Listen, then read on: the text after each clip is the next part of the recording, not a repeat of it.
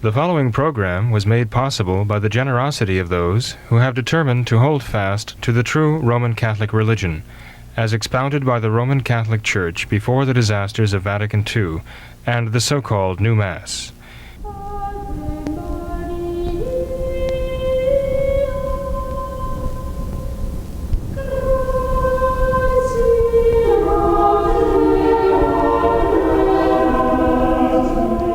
Hello and welcome to What Catholics Believe. I'm your host, Thomas Naegele, and with me tonight is Father William Jenkins from the Society of St. Pius V and pastor of Immaculate Conception Church in Norwood, Ohio. Hello, Father. Hello, Tom. How are you there? Good, Father. Good to see you. Thanks for being here. Well, thank you. Thank you, too. Father, before we get into the emails tonight, I would like to ask for your opinion on this idea of Christopher Columbus and Columbus Day. We just celebrated Columbus Day here in America yesterday, and I know here in Cincinnati, and really parallels what's happening all over the country, where our city hall here in Cincinnati has been having this discussion of Columbus Day and whether that's an appropriate holiday, national holiday to have. There's been some talk of renaming it to the Indigenous Peoples Day. Even just last night at the Cincinnati Public School Board meeting, there was a strong discussion about this idea of renaming Columbus Day Indigenous Peoples Day because Christopher Columbus does not represent what the Cincinnati School Board stands for. They say that he was a mass murderer, that basically that history needs to be corrected here, that for all this time what we've been teaching about Christopher Columbus has not been true. He does not represent our values, and that we should do away with that, and instead we should focus on this Indigenous Peoples Day. What are your thoughts on that, Father? It's a bunch of propaganda. It's a bunch of leftist propaganda. Straight out leftist propaganda. And the people who say these things may actually believe them to be true. That's the worst part of it. They've been taught by our public school systems. And, they've been taught by our government schools, okay? Mm-hmm. The leftists in the government schools who basically themselves have seized the government school system through the unions, and also through the so-called Department of Education, which was a complete invention contrary to the Constitution of the United States of America. All of that has enabled them to seize this generation, its minds, its hearts, and pervert them, right? And part of that perversion is the leftist propaganda with regard to the founding fathers of our country and the discoverers of this new world, as it was known at the time. But the mantra they keep chanting underneath all of this is the mantra that the indigenous peoples were leading a sort of idyllic life. They were so well off before the missionaries arrived, before the conquistadores arrived. They were all so happy and cheery, and they got along so well. And then the missionaries brought Christianity, and it ruined everything. In fact, I remember seeing a movie poster once that said the Incas had wealth and power and joy and all the rest, and then the missionary Christians arrived, ruined everything. Huh? And that is a bunch of leftist propaganda, is all it is. The fact is, the indigenous people here were, in fact, very brutal. They lived very brutal, precarious lives, often just hanging on by a thread. They enslaved each other. They would not only enslave each other, they would cook each other and eat each other. They would sacrifice each other to their gods, so-called, their false gods. In fact, if you wanted to talk about the first great liberator here in this part of the world, you could actually nominate Hernando Cortez, who liberated many indigenous peoples, so-called, from the heel of the Aztecs. Their brutal, just hellish, it was a hellish existence of the Aztecs, and their sacrificing not only prisoners of war, those captured in war, but even the the tribute that Indian tribes around them, the subject peoples, had to pay them, sending their maidens and sending their young men to be pressed into service or to be murdered at the top of the hummingbird temple of the Aztecs by having their chests smashed open, their hearts ripped out. This was the wonderful, happy, cheery life that the pagans had before Christianity. This is what Rousseau, Jean-Jacques Rousseau, and so on, portray as the noble savage, and this is what Margaret Mead propagandized with her anthropology, so-called, really misanthropology, trying to show that the pagan lifestyle before Christianity was like the Garden of Eden. It was all perfect, and then Christianity ruined everything. In fact, when Cortez had his very few conquistadores confront Montezuma, he was telling Montezuma, you have to stop all these human sacrifices. And he wasn't talking about them killing Spaniards, he was talking about killing indigenous peoples there. And Montezuma, would not relent on that because, let's face it, this is a devil worship, and this was their power. This is how they sold themselves to Satan. They were worshiping him, and he's the one who gave them power over all of their subject peoples. And they recognized that. They recognized this was at the root of their whole culture. You could not have Aztec culture without the human sacrifice. And so they weren't going to part with it. And so many of these indigenous peoples fought not for, but with Cortez to free their people from the heel of this monstrous Aztec, murderous, devil-worshipping so-called civilization that is so lovingly and and glowingly spoken about by the leftists of the day. They'd like to bring that back. They want to restore that. That type of thing, precisely that type of thing, even as Stalin did in Soviet Russia. They're not horrified by that. This is what they're looking for. Okay? Now, so as I say, it's a bunch of leftist propaganda. Christopher Columbus, Christopher, the name means Christ bearer, and Columb is for the dove, right? And Columbus was a human being. He had his faults, no doubt about it. I mean, he also was given to all the 7 capital sins by fallen human nature.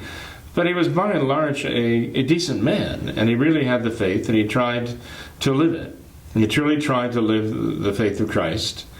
No, he did not just round up Indians or native peoples in order to, as he thought, call them Indians, because he was looking for a passage to India. And just enslave them wholesale. He did not murder them wholesale. He did not attack unless he was attacked. So he was not this vicious enslaver they'd like to think. In fact, when they talk about slavery here in these shores, they just completely ignore the fact that it takes 2 to enslave the people who sell and the people who buy. And the slave traders were bringing the slaves from Africa, where they were taken prisoner by African indigenous natives, and members of the warring tribes were selling each other off into slavery. Of course, that doesn't count. Of course, it's only the whites. And by the way, it was largely the Protestant shippers who were doing the slave trading. I don't think you'd find there were many, if you find any Catholic ship owners who were doing the slave trading. You'll find that it was many from northern Europe who were actually involved in the slave trade. And even Catholics who were booking passages on these ships were treated very, very badly, very cruelly by these Protestant shippers. So there's a lot of abuse that went around at the time, and it was often very anti-Catholic on top of that. But the whole idea is to try to get our own people completely to reject Christianity, period. Okay, the Masons, Nubius, who wrote what we know as the Permanent Instruction of the Alta Vendita, and which was found in the Masonic lodges back in the early 1800s, said that the purpose was to to destroy the very memory of Christ, to erase the memory of Christ in the world and Christianity. And 200 years before him, it was Voltaire who laid that out. And Nubius says, our goal is that of Voltaire, to completely eradicate the memory of Christ and Christianity from the face of the earth. This attack on Columbus and the rest of them, but especially Columbus, I would say, because he was one of the more decent of them. I mean, there were some adventurers who were anything but Christian, and they were very cruel. Because they were in it for the gold and the power. You know, they wanted to be named governors of these provinces, and they wanted to have the wealth to themselves. There's no doubt about it. There were people like that too. But Columbus was not one of these wicked individuals. I mean, he really did have faith, and he tried to live it. And that meant not only it meant faith, hope, and charity. It meant justice. And he tried, despite his human failings, to live up to that. Another example, by the way, I mean, there's so much history behind this, all of this whole concept. It's important for us as Catholics to have a grasp of what really happened here. The reductions in Paraguay. Another example of missionaries, in this case Jesuit missionaries, who came to the reductions in what is now Paraguay, worked among the indigenous peoples, and built a very strong civilization there. The problem was that they were so successful among the indigenous peoples in Paraguay, the Guarani, that the Guarani were actually getting to the point where they could actually defend themselves, and they could actually be independent. And the Masons back in Europe did not want that. They wanted the Guarani, to work as slaves on the plantations there, and did not want them to get to the point where they were well enough instructed and well enough, shall we say, armed or have the implements necessary to defend themselves. So the most Christian kings of Portugal and Spain and France had prime ministers who were Masons. It's a matter of record. The prime ministers of those Christian nations were Masons, and they were working for the Masons, and they were pursuing the Masonic agenda. And they were pressing very, very hard to have the Jesuits completely suppressed. They succeeded in getting the Jesuit order, which were the missionaries of those days. I mean, we think about Father Serra out in California with the Franciscans. The Franciscans arrived only because the Jesuits, who were working out there first with the indigenous peoples, the Jesuits were so successful at bringing them into the Catholic faith that the Masons marked them for death. And so there was this hue and cry from the Masons back in Europe, together with the Jesuits, who hated the Jesuits. They were the legal wing of this, the Jesuits. Okay, the leges in the courts of the Christian kings were Jesuits, and the politicians were the Masons. And they persuaded one by one the King of France, the King of Spain, the King of Portugal to suppress the Jesuits in these countries. And the missions were snuffed out, just like that. In the colonies, the missions were snuffed out. Ships were sent from Europe to gather the Jesuits at bayonet point, load them up, and just take them away and dump them in the ocean or bring them back where they were just pariahs. And finally, enough pressure was brought on Pope Clement XIV, who was a Franciscan, as it turned out. The stories are very curious as to how these things happened. The previous Pope, Clement XIII, would not yield to the pressure. Not the pressure of kings, not the pressure of prime ministers, not the pressure of anyone. He would not suppress the Jesuits. But he did recommend a certain cardinal. He recommended a man to be made a cardinal who was a Franciscan. And that man, having become a cardinal, then became the next pope when Clement XIII died. Clement XIII, by the way, was the pope who was instituting the feast days in honor of the Sacred Heart of Jesus. Again, something hated by the Jansenists, hated by them, the image of the Sacred Heart. And when Clement XIII died, the Masons put so much pressure that they got their man elected. This Franciscan cardinal became a pope, and he immediately imprisoned the Master General, the superior of the Jesuits. He imprisoned him. And then he turned around and he gave in to the pressure from the Masons to suppress the Jesuits. So it wasn't just the King of France suppressing the Jesuits within France and French territories. It wasn't just the King of Spain suppressing the Jesuits in Spain and Spanish colonies, or Portugal and Portuguese colonies. The entire church at this point, because of the weakness of Clement XIV, just simply erased the Jesuits, annihilated them. The order did not exist. It went out of existence with a stroke of a pen. And Clement XIV, in signing that decree, said, for this reason, that reason, the other reason, none of which amounted to much. And then he said, and for reasons known only within our heart.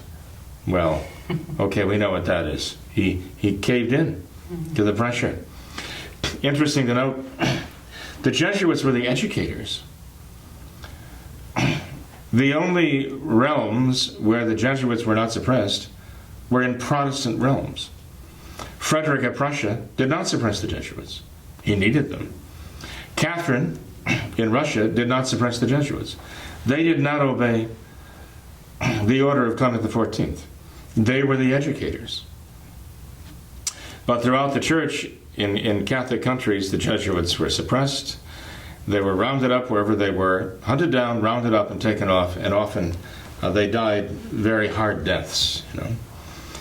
And one of our own founding fathers here, John Carroll, was a Jesuit, right? He woke up one morning to find that his order had been suppressed. The Jesuits didn't even exist anymore. They were out of existence for 40 years. Why am I mentioning this? I'm mentioning this because it was precisely because of the prosperity of the indigenous peoples, because of the missionaries working with them, that they were found to be a threat back in Europe to the Masonic plan to subjugate them.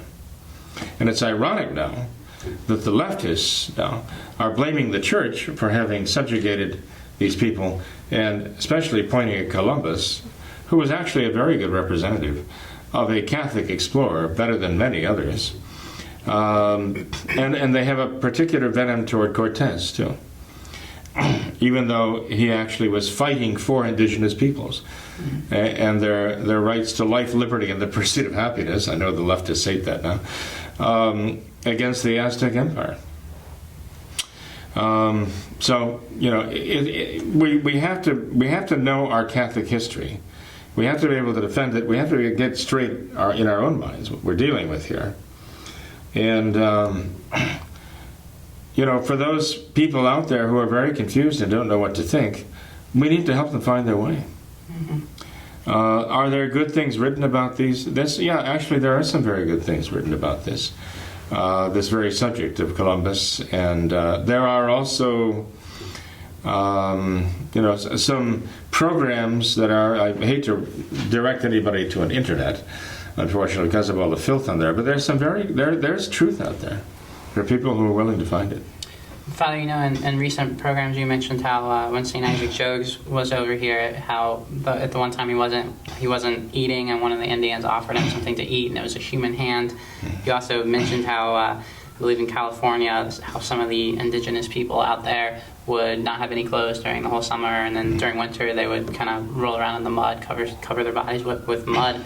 And you know, it seems we're kind of reverting back to that. That's unfortunately that's the truth of what the indigenous people were. And you know, I think that this discussion now that the public school boards and really the whole entire country is having now, saying how Christopher Columbus doesn't represent our values, they're 100% right on that, because Christopher Columbus. They're being honest in that regard. I mean, Christopher Columbus represented essentially Catholicism and a Christian nation, and what the indigenous people represent, and what it aligns perfectly with what this liberalism is doing and today. these people are all in favor of barbarism and savagery. That's what they want. And they're reverting exactly back to what they had with the indigenous people, where, I mean, you see how fast clothes are being shed in our society, and then we also have, I mean, with abortion, we have human sacrifice now. And look at the rise of cannibalism too. Yeah, and we have People wonder, how can this be? And we ask, how can it not be? Of course, this is what they're going. This is where they're pushing us right now, back to cannibalism. Yeah. You know, you mentioned St. Isaac Jogues and the native, the indigenous person, putting the sharp stick in the pot and pulling out a human hand and waving it in front of his face, you know, like, take it, eat this. Well, you know, when I talk about indigenous populations here, when they arrived, they found the Hurons in the Iroquois. And they were killing and torturing, they were torturing, killing, and eating each other. Yeah. That's the reality of indigenous populations. That was the norm. I'm sorry, it was not the Garden of Eden, as the liberals would like to have us believe. But what makes these indigenous peoples indigenous peoples? I mean, they were here when Columbus arrived, so now that makes them indigenous peoples because they got here earlier than Columbus. But who was here before them? And they took the land away from those people. Yeah. Let's go fight for them. And they took away the land from other people who were here before them. You know. So when they start talking about indigenous peoples, that doesn't make any sense at all, really. That's a good point, Father. You know, the filmmaker Dinesh D'Souza, he talks about that point often, where he says how there's this obsession with how when all the Europeans came over here, they conquered all this land, they stole all this land. Well, who were they stealing it from? Because if you look at the history of what actually happened, all the Indian tribes were constantly stealing land from one another. So how can you say that it actually belonged to this tribe when there's a history that just goes back forever, since the beginning, of just constantly shifting all this territory, all this land was constantly being fought over and constantly changing hands. So it's kind of silly. It gets back to tribalism. Yeah. I mean, that's the indigenous life, tribalism, right? If they're members of your tribe, there's loyalty. If they're not, eat them. Torture them and eat them, right? Yeah. And this is what Columbus found when he came. This is what the North American martyred Jesuits came. That's what they found. And, this is the reward they get from the pagans now who want to revert to paganism, who blame them for taking them away from that tribal life. They want that tribal life where most of the people are nothing but enslaved. They're enslaved populations by an empire. So I'm glad you brought that up here. There's a lot more that could and should be said, and I guess we'll have to draw the line. You'll have to draw the line somewhere. But if we got the point across to people, not to fall for that huge bunch of propaganda that is being spewed forth by the leftists of today, that at least we will have accomplished that, to put them on their guard against it. Sure. Well, then that's enough, Father, for Columbus Day. But what about this next so-called holiday that's coming up with Halloween? We've had requests to talk about that in the traditional Catholic viewpoint on Halloween, and should we celebrate that? You see how they're glorifying that now? Yeah. They're actually crowing now that as much or more money is going to be spent on Halloween than is spent on Christmas. Okay, this is a great triumph for them, the leftists. They love this. Why? Because the left actually favors a satanic society. That's what they really want. They talk about the alt-left, okay? Whatever however you want to define that. But they really are directed toward neo-paganism, Satanism, and all the rest. Okay, this is what they favor, and this is the society they want. And so they're going to promote Samhain. They're going to promote this this pagan practice, the idea that the wall or the veil between the land of the living and the land of the dead is at its thinnest at that moment, at that time of year, and the dead can cross over and come into our world. And unfortunately, a lot of our own Catholic people have fallen into that, net, as it were, of enjoying the whole idea of spookiness and weirdness and twistedness and evil. It comes down to evil, really. It comes down to ugliness. It comes down to terror, and but what you're basically trying to do, what they're basically trying to do is make it into a celebration of hell.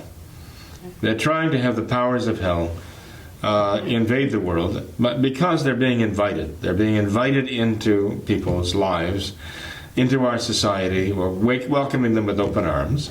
And we're embracing these things. These are actually the opposite of the saints, okay? All Saints' Day, the vigil of All Saints' Day, is when we celebrate the blessed souls who are with God in heaven right now. They are holy and they have a great love for God, obviously. They have a perfect love for God. They are in heaven. And this was a satanic answer, you know? The satanic response or attack on All Saints' Day.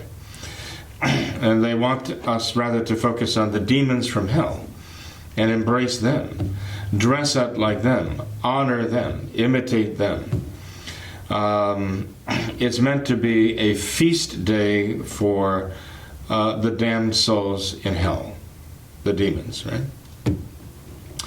So that's, you know, again, you know, Catholic people should not be participating in this. We have the All Saints' Day pageant at the school. A lot of traditional Catholic schools do. I don't know how many Novus Ordo schools do that, maybe some of the more conservative ones, that still have vestiges of the Catholic faith for nostalgia, whatever reason. But in any case, we have the kids dress up as saints, learn the life of the saint, give a little talk on the life of the saint, and celebrate All Saints' Day. But unfortunately, a number of those children then will go out and go trick-or-treating from door to door, which again is part of it. It's an occult practice, the whole idea behind it. They think it's fun, they think it's a game, and people laugh at the costumes and give the candy, and it's all very innocent. But unfortunately, underneath that innocence, that innocent appearance, and I used to be perfectly innocent, you know, with kids back in my day, back when, you know, back in the day, the universe was still forming and so on. You'd see the whole neighborhood, you know, kids in the whole neighborhood going from door to door in their costumes, and whether a princess, a cowboy, you know, things like that. You didn't see a lot of demons, and in fact, people would have reacted very negatively if the kids showed up. Would not have been impressed by somebody showing up with this horrible, wicked face, twisted mask on, and so on. But that was all very innocent. But now we've got parents almost afraid to send their children around like that from door to door because of who might be living next door, the guy who's on the registry, right, down at the police department, or people slipping something in the candy for the kids and think it's pretty funny, or who knows what. So now the parents deliver the kids, and perhaps even have to accompany the children because of the monsters who are actually out there, the human monsters who are waving the candy in the kid's face. So this is what the leftists have done. They ruin everything. Liberalism is institutionalized contempt for the authority of God, and it has very practical effects. The perversion of the innocence of even this is a result of liberalism and the leftists who want to turn it into a feast of hell. So I just recommend to our people, don't do that. Come up with something that expresses the Church's mind of the vigil of All Saints' Day, and commemorate All Souls' Day. Practice the Catholic feasts. Don't make Halloween a feast day of your family that overshadows All Saints' Day and All Souls' Day. If you do that, you'll live to regret it, and your kids will learn to regret it. Yeah, I thought it was very strange, Father. I've heard several people now say that, oh, Halloween is my favorite holiday, and that always just struck me as so weird. I never understood the appeal behind that of being scared or. You're talking about Catholics, right? No. Just okay. Just, well, thank goodness. Yeah. I'm worried there for that. No, just various people out there. You hear that a lot, that Halloween is my favorite holiday, and I never understood this appeal behind being scared. I never understood the scary movie thing, or just the sick distorted. I mean, if you Tom, it's original sin. well, yeah, but it's just gotten to the point where it's. I mean, if you drive down the street now, there's just billboards all over the place. They're just the nastiest, just most disgusting images. You know, I have 2 little girls, and I hate sometimes even driving down the street. I'm worried that they're going to see some of these sick posters and have nightmares about this for weeks and months. And it's just gotten to the point where it's incredible. Well, there are studies that have been published recently that show that pornography actually affects the brain development of a child. And you can expect the same thing from the horror. Yeah. Affecting the brain development of the child. Yeah. The growth of the neurons. The depths that this has descended to is just it's astounding. You know, there's a real popular attraction here in Cincinnati, the USS Nightmare, I believe it is, where a haunted ship where if you go on there, one of the areas that you go through is a big area with what are supposed to be a bunch of body bags hanging all over in this ship, and they have, you know, the blood coming out of them, and the crowd makes their way through just this body bags hanging all over, and you're pushing your way through what are supposed to be all these dead bodies in here, and it's just like you said, it's a feast day for hell. It really is. Yeah, take them to hell. They're paying to get in too. Yeah. And you know what? They're paying to get in. They're paying to get in hell. Yeah. They'll pay their way in. Yeah. They'll fight their way in. Yeah. Well, Father, let's move on to another email we've got here. This is concerning martial arts. Thought this was a particularly interesting email here. So this viewer wants to know: can a traditional Catholic study or partake in martial arts? I think there are potential spiritual dangers, as with Reiki, I believe it is, and yoga. And I understand that often when anyone participates in a self-improvement activity, they're potentially exposed to evil influence. I was interested in studying Aikido, which is strictly a defense-oriented martial arts, but I've read about it online, and there appears to be a Shinto and a Buddhist influence in the art form. When I went to visit the local Aikido school, I was assured that it was not a religion and there was no formal worship. I'm a bit concerned about the meditative aspect of it, which can be spiritually dangerous, of course, but I also wanted to ask about bowing in respect to a picture of the founder. I certainly would never bow in respect or for any reason to a statue of Buddha. I appreciate your response very much, as I am simply looking to boost some self-esteem through learning a martial art form. Well, you have a good reason to be concerned about that, because the martial arts largely were born and bred in, by monks belonging to one of the other religious groups, and was part of their mind mastery, regimes, right? And also in Asia, they did in the Far East, they would link this martial, the warrior, together with the religious. One might say, well, that is similar, then, wouldn't it be, to our own military orders in the Catholic Church? And the answer is, well, similar only insofar as you had some quote-unquote religious foundation tied with the martial arts, but the martial part of it, the warrior part, had to do with fighting for Christ and not conquering indigenous peoples, but actually the missionaries were there to give them the truth and the love. That was supposed to be the way their hearts were conquered, their souls were conquered, not by martial artists going in and beating them up. Okay, so it was the martial, the military orders in the church were they came to be for the sake of defense, especially against Islam and the aggression of Islam. The martial arts in Asia are part of their religion. They're tied. Even the physical practice of the martial arts is considered to be like a religious practice or a philosophical. We can't even call it so much religious as philosophical. It's kind of an Asian philosophy. These things are basically philosophies. What you and I think of as religion, that's not what those are. I mean, Buddhism is not a religion in the sense that Catholicism is a religion. Buddhism is more or less a philosophy. The same with Shinto is kind of an Asian philosophy, So I have to be careful about this. But unfortunately, the philosophies of the Asia are an attempt to explain reality, life, and the purpose of life and so on.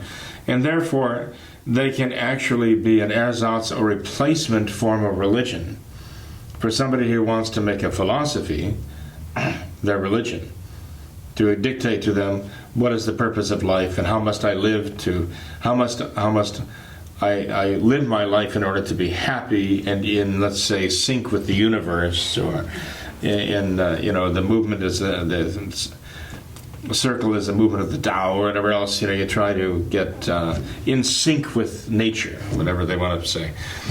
That can become a kind of ersatz religion, basically a godless religion as far as we're concerned, because if they don't have the concept of God that we have, they don't have that concept of any of these Asian religions. A knowing, loving God, as we know God to be. The idea of the Force, I mean, who was it? Spielberg, right? Behind this, the Star Wars things. I mean, you're dealing with a form of Buddhism here, okay? The Force be with you and all that.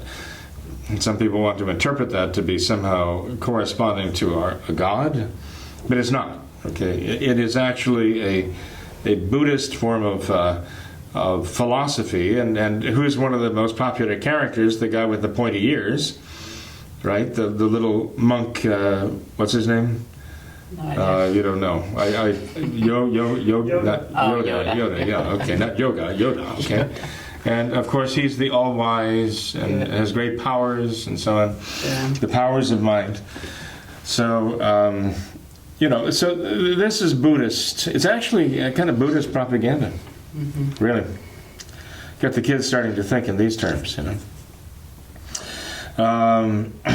And the dark side of the Force and the light side of the Force, I mean, yin-yang, the whole thing. I mean, it all fits together.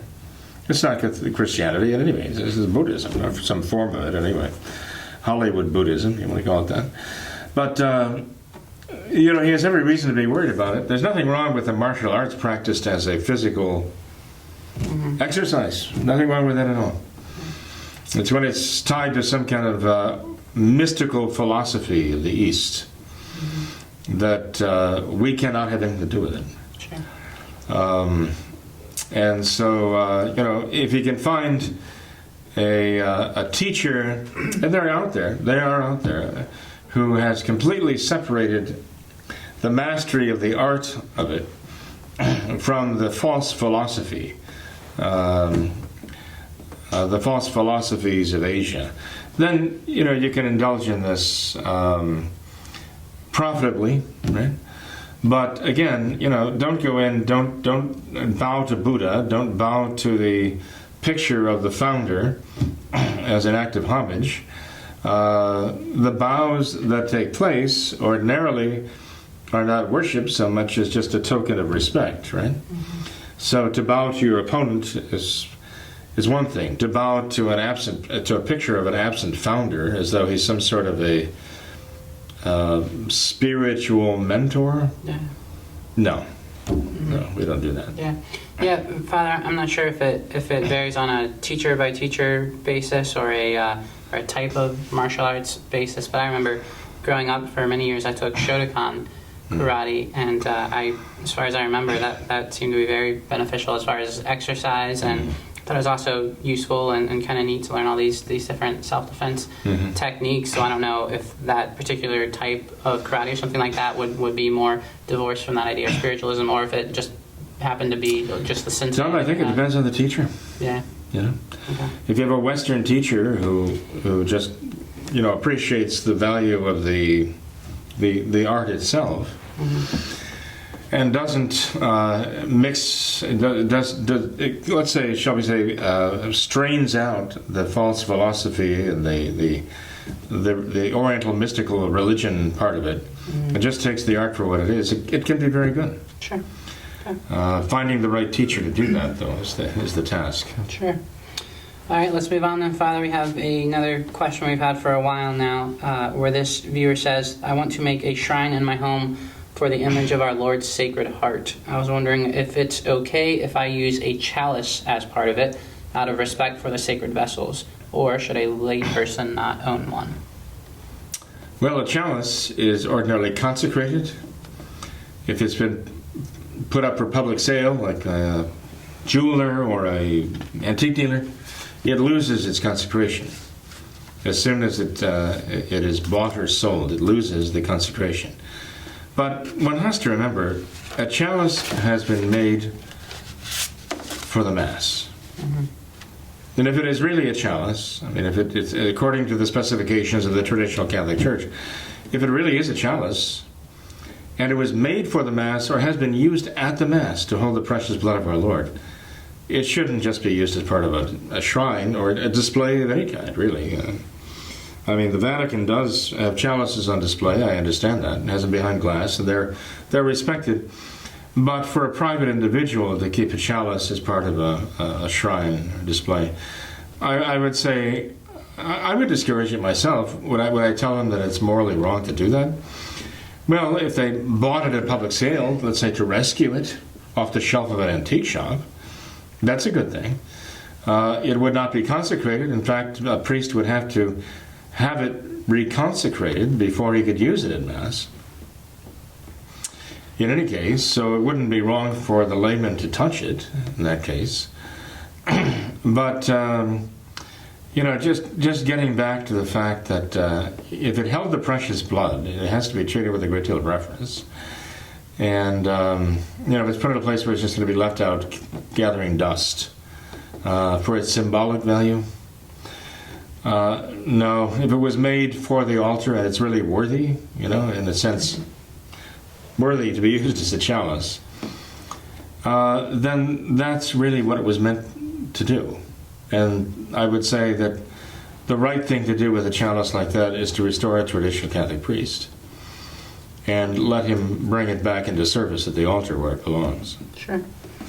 All right, well, we talked about the chalice. Now let's talk about the Eucharist. We have a viewer here who asks to please have Father Jenkins talk about the validity of Novus Ordo reception of the Eucharist. I've tried to get my sister and brother-in-law, who was ordained as a deacon in the Novus Ordo, that reception of the Eucharist in the hand is sacrilegious because reception in the hand is a sin of man-centered pride, and it's also a lack of reverence for Jesus. I tried to tell them about the errors of Vatican II, but they don't want to talk about this subject. I pray that they may open their minds to the truth about the schismatic rite of the new Mass and the Eucharist, but they would not accept the fact that the result of Vatican II is a loss of faith. I am concerned about their salvation. And with good reason. If they're not listening to you about the errors of Vatican II, they've turned a blind eye to the evils, resulting in the loss of faith.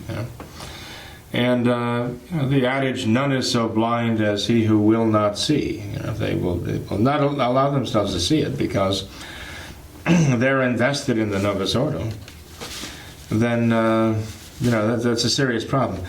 In other words, they need a serious grace. Are there precedents? Yeah, look at St. Paul. Right? Look at St. Paul, how he, by a miracle, was humbled and then was allowed to see the truth, right? And there are a goodly number of other examples, even in our own day, of people who were invested in the Novus Ordo, even Eucharistic ministers, who came to recognize that this is wrong. It sort of hit them all at once, so like a flash of light or grace in the soul, that suddenly they realize there's something wrong with this. And we have to pray for them. And it's good that you're trying to talk to them. It's good for you trying to make them see the truth. So don't necessarily stop talking to them to make them think that you've changed your mind or it's not important to you anymore. Continue, but try to ask God to give you the grace to say the right thing in the right way. But above all, for every word you say to them, say 10 or 100 words to God in prayer for them, because they need the grace, the interior grace necessary to see this. I mean, to ask them, do you believe that is the real presence of our Lord Jesus Christ, that this is his living body and blood, soul and divinity? Do you believe that or not? And if they say, yes, we do believe that, and they seem to be sincere, I mean, there are lots of questions, if they're willing to answer them, that they might not sit still for a lecture, but they might sit still for a few questions. about what they think, because people are always willing to talk about what they think. So if you ask them, well, do you believe this? And you ask them, well, do you believe that if you hand somebody a piece of host or something, do you believe that particles of that host do break off from time to time? Where do they go? What would they say, right? Or what do they do with what's left over in that chalice or that cup that you're using? What do they do with that? Do you think that really is respectful? Do you think that shows what you say you believe? What they're doing with that, is that important that it be given to those? Do they even believe in the state of grace anymore? Do they believe that it doesn't matter, that you just go and give it to anybody and everybody? This involves some serious questions that lead from one to another to another to another. And I mean, you can go through it like a litany of all the things wrong with the Novus Ordo there. Do you believe that the body and blood of Christ should be treated with respect? Do you believe it is respectful to give it somebody who's been 3 times divorced and is now just living with his girlfriend or her boyfriend? Do you believe that's okay? Well, then why are you doing this? If you put them on the spot in the sense that they can give you all the wrong answers, but it has to be having some effect in their mind. Wait a minute, I'm just saying that, but do I really believe that? Isn't there a problem with that in my own mind? In other words, that's what you want to do. You want to shake this smug compliance with the Novus Ordo that is in them and begin to put in their minds the glimmer of reality and truth. They begin to see that, no, there's something wrong here, and I have to, in all honesty, I have to think about this. I have to think this through and come up with the right answers here. And Father, if you think about it, the Holy Eucharist is essentially the center of the Catholic religion. I've read before that all of the other sacraments derive their grace from the great sacrament of the Holy Eucharist. And there's a great story that I read in a forum of traditional Catholics where we're talking about how they each found the faith. And there was one particular story that stood out to me of an individual who said they grew up with no religion. They decided that they wanted to seek and find the truth. Very quickly they came to the realization that it had to be the Catholic faith. This could only be the one true Catholic faith. So they went to their local Novus Ordo parish, and they saw there how they dealt with what was supposed to be the Holy Eucharist. They saw that how they would pour the leftover, what was supposed to be the blood of Christ, just pour it down the drain. They would keep the tabernacle off to the side of the church. They anyone would just come up, grab handfuls of the Eucharist, and they quickly came to the realization that someone that treats what is supposed to be the center of their religion in this way with absolutely no respect, that obviously cannot be the true religion. And from there they found out about the traditional Catholic faith and went to a traditional Catholic Mass and were just astounded by the piety and the reverence that traditional Catholics have. The contrast is powerful. Mm-hmm. And it's recently there was see, that's grace. They were cooperating with grace, God's grace. Yeah, it was just great to see such a simple, straightforward. I mean, that's what happens when someone has the grace of God. That it really is that simple. All you need, all God needs, is your cooperation, just to say, "I want to find the truth," and mean it sincerely. And it really is as simple as that. It's just a simple, logical process to arrive at the conclusion that the traditional Catholic faith is the one true faith because of the reverence for the Holy Eucharist. It's important, now that you mention that too, Tom, that people like that who have goodwill not be insulted in the apologetic approach, because it's very easy to get frustrated in talking to people like the relatives this gentleman's talking. It's very easy to be offended by them and get frustrated by them, and to say demeaning and insulting things to them. And when you do that, you take the focus off our Lord, the truth, the faith, and you make it a matter of yourself against them, and that's all they care about after that. That's a matter, it's a battle now, to defend themselves and to attack you.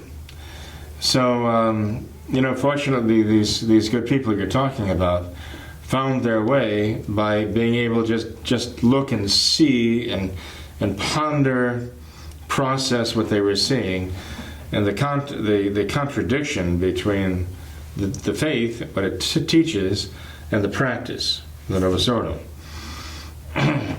But all too often, when we have people who are trying to bring relatives over, rather than bring them to the point where they can see that, or before they get to the point where they can see that, because that's ultimately what you want them to see, they get offended by something. And something offensive is said, and all of a sudden, it's as though the wall goes up and you just can't get anywhere, because now their pride is involved. Mm-hmm. So in order to bring one's relatives to the point where those people could just see objectively that this is not the Catholic faith, what's going on in the Novus Ordo, but the traditional practice is the Catholic faith. In order to ever be able to arrive at that point with our friends and our relatives, we have to avoid basically insulting them. We have to avoid accusing them of stupidity, being brigands, being just evil, rotten, bad people, Mm-hmm. Because some of them are not. Mm-hmm. Some of them may be and not have any love for God. But I'll tell you, we can actually be the worst enemies of the conversion of souls if we let our pride get in the way. Mm-hmm. And I would say, Father, that if the Holy Eucharist is the center of the Catholic faith, then it seems that it would logically follow that this would be one of the toughest things to accept. This would require the most grace to accept. And if you read in the Gospels, when our Lord was talking of the institution of the Holy Eucharist, this was the time when so many of his followers just turned and walked away because it was such a hard saying. But he promised to give his body and blood. Mm-hmm. So this seems like an instance when patience is really required to understand that this is the center of the Catholic religion. So this might require the most grace to accept. Well, you're right. That would take a lot of grace, right? This is a hard saying, they said when they walked away from our Lord. And it requires faith in order to accept it. But we also have to realize we're trying to bring people back from the Novus Ordo, from Protestantism, or even from atheism or Buddhism, or wherever, that the Catholic faith is a way of life. It requires practical changes. It has practical consequences in a person's life. And people kind of naturally resist that. So we can't be surprised to find a certain natural resistance if a person sees that, well, if I follow your line of thinking and I come to these conclusions and you convince me that what you're saying is the truth, this is going to be not just a matter of my saying, okay, I see your point. Yeah, you make a good point. I agree with you. No, it goes far beyond that. Now there are some very serious consequences in the way I have to live my life.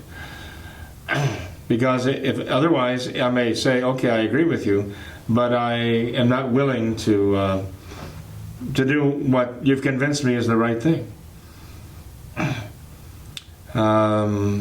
So they have to, again, it's almost like they resort to kind of a bit of martial arts to defend themselves against what they might even interpret as a kind of spiritual aggression, because you're trying to convince me of something that is going to have some serious practical consequences of my life that might affect my marriage, might affect my relationship with my children, might affect my relationships with my my friends, might affect my whole worldview. There are things I have to give up, and now there are things instead that I have to do, to go out of my way to do, that can be very inconvenient, or perhaps even more than inconvenient, right? Mm-hmm. So it takes an enormous amount of grace to move someone to be willing to not only see the truth, but to admit it, and the willingness to accept it, the practical consequences of it. Let's put it that way. Spiritual warfare, huh? It is a spiritual warfare, and the enemy is not just flesh and blood. They're principalities and powers of darkness in high places. takes great grace, and the cooperation with grace. Well, Father, this has been a great program tonight. I think we've covered a lot of ground, and I know there's still a lot left to cover. We talked before about the We have a number of questions concerning the Took Bishop line, so we'll have to do Right. a follow-up. I understand there's come in about that. Yeah, so we'll need to do a follow-up program on that soon, and also you have some things you'd like to discuss as far as the baptism of blood, baptism of desire, and the Right. Diamond Brothers, and things along that line. So there's Right. plenty still on the It table. seems that people keep getting stuck on a statement about Eugene IV. And I think if people actually, well, people pick that up, they read it, and they read it at face value. According to what for example, some people tell them what it really means. But the Protestant ministers will tell you what the Catholic Church teaches. But people are surprised to find out later that what their Protestant ministers have taught them about the teaching of the Church, or what their Protestant ministers have taught them about passages in the Bible and what they really mean, people find out that what they have been led to believe is not true.